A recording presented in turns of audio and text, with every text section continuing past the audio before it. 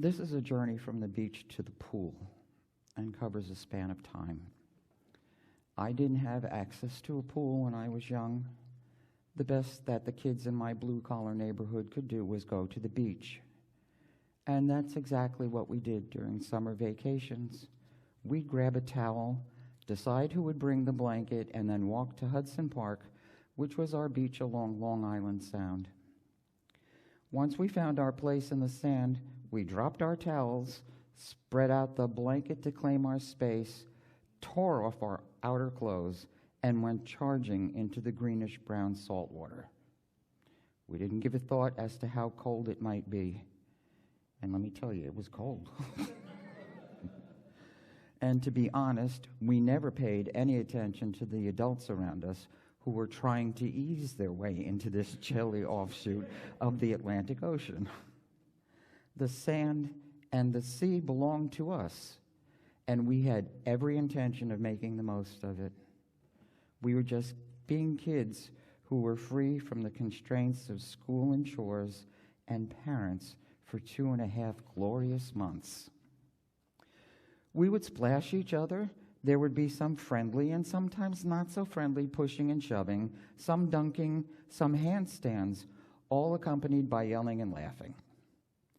When it got too cold to stay in the water, and we would know this by purple lips, we would run to our blankets, kicking up sand and generally annoying anyone in our immediate vicinity. We made primitive sand castles and dug trenches near the water's edge to act as moats around our structures. We also took turns being buried in the sand as racing car drivers.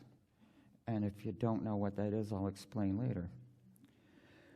There was a time when our one and only thought was to have fun. We didn't care about race, color, or creed. We were just a group of kids from a neighborhood where people of different ethnicities lived together, mostly in peace, sometimes in conflict. We came from different backgrounds. We were Cuban and Puerto Rican, Swedish, black, Italian, and a mixture of nationalities. And none of this mattered. As prepubescent youngsters, this was the time in our lives when we were naturally in the moment. No past, no future, just now on the beach with the sun beating down on us, turning our skins different shades of brown or hues from pink to lobster red.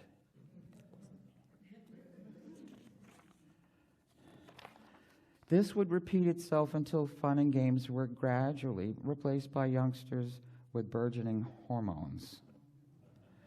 Then the summers no longer consisted of a bunch of rowdy kids headed to the beach for sun and fun.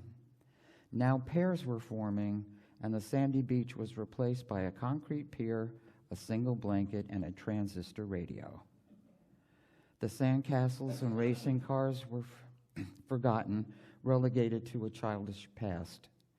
The priorities became getting the best tan, smoking an occasional cigarette, and the boys trying to impress the girls. The course of life was changing and becoming more complicated. What was unimportant as kids became highly significant to these teenagers. The values and beliefs learned at home, school, and society at large, things like religion, ethnic background, and social status, became the standards on which potential pairings were based. And these standards were strictly enforced. Conformity based on similarity became the rule of thumb. Interracial friendships were discouraged, as were relationships between people with differing religious backgrounds. Parents instilled the importance of being with your own kind. Our beach, which was once a place where differences were irrelevant, became a homogeneous reflection of what our future lives would look like. And many of us grew up to be what our parents insisted was for the best. Of course, there were exceptions. I was pressured to conform and was actually engaged once. Thank goodness his mother hated me. What a nightmare that would have been on so many levels. For the rest of our adult lives, which played out during tumultuous times, we struggled to find our own ways towards happiness. Some of us did. Others lost their lives to drugs or to the Vietnam War. There were so many options for which we were totally unprepared. Fast forward, I made my way from being straight to being a lesbian. I lived and worked in a societal environment where closets abounded and denial was all the rage. But I also lived during an era when major changes were on the horizon. By the time I retired, gay marriage was a reality. Women had more options in the workplace, and the racial divide was not as wide as it was in my past. But how quickly so much of what little progress we made was obliterated in the 4 years beginning with 2016. Now we live in a world where division on so many levels has become the norm, except for one place, the pool at the Newark Senior Center. Yes, we finally made it to the part about the pool. And not just any pool, but an oasis of camaraderie reminiscent of my childhood on the beach. Seniors gather several times a week for water exercises and for a special game of volleyball. And what makes the game so special? Our group is made up of women and men who are Italian, Jordanian, French, Puerto Rican, German, Black, and a mixture of everything in between. We run the gamut of religion from being devout to being happy heretics. We are short, tall, but not as tall as we used to be, slim, a lucky few, rotund, some more rotund than others, wrinkled and scarred. We are anywhere from 55 to 90 and above.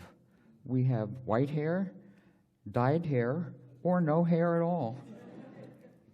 There is a man with dementia who loves playing volleyball and lights up during the game.